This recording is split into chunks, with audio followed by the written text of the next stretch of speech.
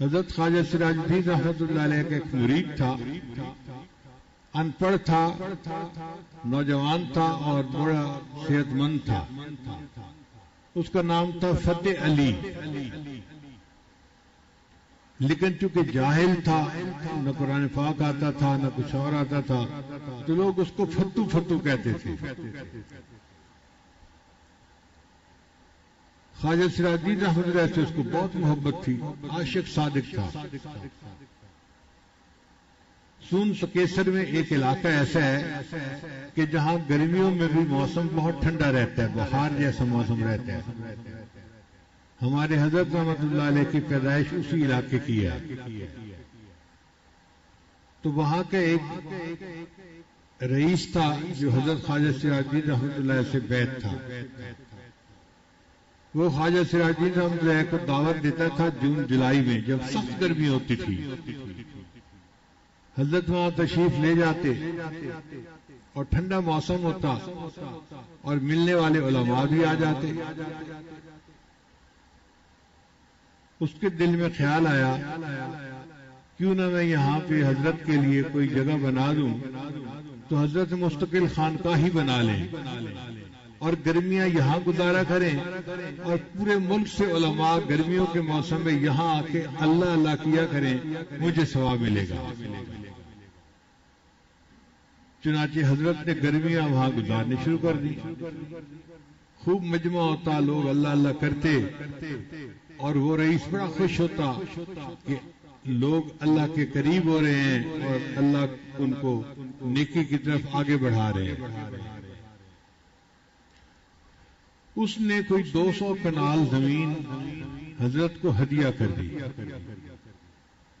حضرت نے وہاں پر ایک چھوٹی سی مسجد بنا دی، ایک کمرہ بنا دیا، اور وہاں پر خانقاہ کا کام شروع ہو گیا. اب مجمع بڑھنے لگا.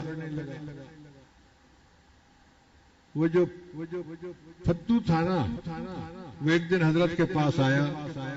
حضرت، یہ آپ کی زمین کے اندر دریا بہتا ہے، اگر اس دریا کا پانی مڑ جائے، رخ پھیر لے، تو بہت ساری زمین آپ کی کارآمد ہو جائے گی، اس پہ فصل لگ سکے گی،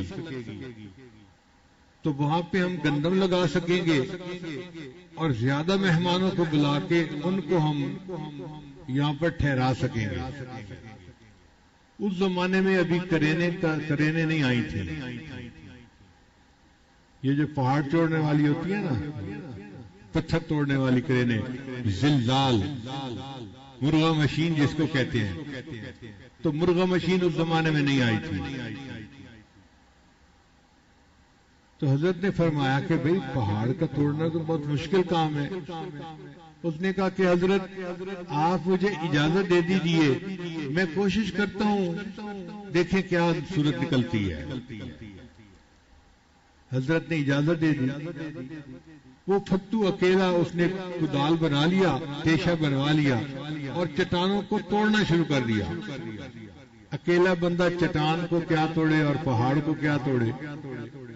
وہ جب پہاڑ کو توڑنا ہوتا تو لوگ اس کو دیکھ کے ہنستے تھے کہ دیکھو بیوقوف لگا ہوا ہے، یہ کریزی آدمی ہے، یہ بس دن رات ایک ہی کام کر رہا ہے. اللہ کی شان دیکھیں، اس کو کئی مہینے لگے، اور ایک ایسا دن آیا کہ اس نے ایک ایسی چٹان کو توڑا کہ جس کے توڑنے پر دریا کے پانی نے بہاؤ کا رخ موڑ دیا. پہلے پانی ٹکرا کر پھیل جاتا تھا اور زیادہ ایریے سے ہو کے گزرتا تھا. اب پانی جو تھا وہ چٹان کے ٹوٹنے کی وجہ سے قریب سے بہنا شروع ہو گیا اور جو پھیلاؤ تھا وہ کم ہو گیا، تو بہت ساری زمین پانی سے باہر نکل آئی، یعنی ریکلیمڈ لینڈ بن گئی. اب اس پہ جب گندم لگائی گئی تو کئی 100 بوریاں گندم کی ہو گئی. پتو نے کہا کہ حضرت دیکھیں ہمارے پاس اتنی گندم ہو گئی ہے، ہم تو اور مہمانوں کو بلا سکتے ہیں اور گرمی کے موسم میں اور زیادہ اللہ اللہ کر سکتے ہیں. حضرت نے کہا ٹھیک ہے، مگر ان مہمانوں کے لیے یہاں رہائش کے کمرے بھی بنانے پڑیں گے۔ اس نے کہا حضرت آپ ایک دو مستری رکھ لیں، اور مزدوری کرنے کے لیے تو میں ہوئی صحیح، میں ان کے ساتھ مزدوری کروں گا اور جلدی جلدی ہم کمرے بنا دیں گے۔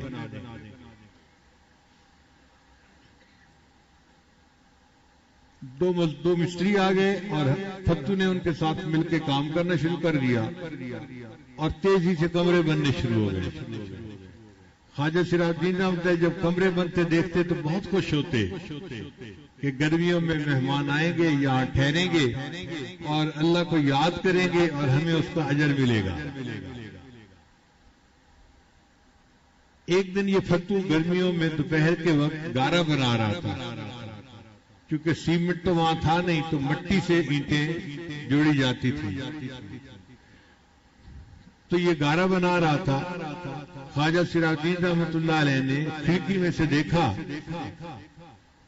سب سوئے ہوئے ہیں، آرام کر رہے ہیں، دوپہر کا وقت ہے، گرمی کا وقت ہے، اور فتو لگا ہوا ہے اس گارے کو بنانے میں۔ تو حضرت نے ایک بچے کو بھیجا گھر کے کہ جاؤ اور فتو کو میرے پاس بلا کے لاؤ۔ جب بچے نے جا کے میسج دیا تو فتو ڈر گیا کہ لگتا ہے کہ مجھ سے کوئی غلطی ہو گئی، حضرت نے مجھے سب طلب فرمایا ہے۔ تو اس نے بچے کو کہا کہ حضرت سے عرض کرو کہ میں ابھی نہا کے شاور لے کے اور کپڑے بدل کے آتا ہوں۔ حضرت نے اس بچے کو دوبارہ بھیجا کہ نہیں، اس کو کہو کہ اسی حالت میں میرے پاس ہے۔ لو جی، فتو گارے کے اندر لچڑا ہوا اسی حال میں ان کے سامنے آیا، دھوتی باندھی ہوئی تھی اور پسینہ آیا ہوا تھا۔ خواجہ سراج الدین رحمۃ اللہ نے اس کو اپنے پاس بلایا، اس کو اپنے سینے سے لگایا اور اس کو اجازت خلافت عطا فرمایا۔ اب فتو روئے، حضرت میں تو قرآن بھی نہیں پڑھا ہوا، مجھے قرآن نہیں آتا۔ حضرت نے فرمایا نہیں آتا تو پڑھ لو گے۔ حضرت مجھے تو نماز بھی پوری نہیں آتی۔ حضرت میں کوئی بات نہیں، سیکھ لو گے۔ حضرت میں تو اس قابل نہیں ہوں۔ حضرت آگے سے جواب دے، میں بھی اس قابل نہیں ہوں، تم بھی اس قابل نہیں ہو، کوئی بات نہیں۔ اب فتو پریشان، میں ان پڑھ جاہل بندہ اور مجھے خلافت مل گئی۔ اللہ کی شان دیکھیں کہ اس فتو نے آہستہ آہستہ قرآن مجید پڑھنا شروع کیا، ناظرہ، اور آہستہ آہستہ اس نے قرآن مجید پڑھ لیا۔ پھر اس نے نماز کے مسائل سیکھنے شروع کیے تو کچھ نماز کے مسائل بھی آ گئے۔ اب اس بندے نے چونکہ محنت کی تھی، اللہ کے لیے قربانی دی تھی، اس قربانی کا صلہ ملا کہ اس کے دل میں اللہ کی محبت بڑی تھی۔ یہ جب بات کرتا تھا نا تو دوسرے بندے کا دل مو لیتا تھا، تو لوگوں کو نفع محسوس ہوتا اور وہ اس کے پاس بیٹھ کے اللہ کی باتیں سنتے تھے۔ کئی ان میں سے تو عطائب بھی ہو جاتے اور فتو کے ہاتھ پہ بیعت بھی ہو جاتے۔ اب جب فتو کے ہاتھ پہ بیعت ہوتے وہ اپنے شیخ کو فتو تو نہیں کہہ سکتے تھے، انہوں نے اپنے شیخ کو فتح علی کہنا شروع کر دیا۔ آپ کی بیعت کن سے ہے؟ جی میری بیعت تو سائیں فتح علی سے ہے، تو اس کا نام سائیں فتح علی مشہور ہو گیا۔ اللہ کی شان دیکھیں کہ پھر ایک وقت آیا کہ علماء نے بھی اس سائیں فتح علی سے بیعت ہونا شروع کر دیا۔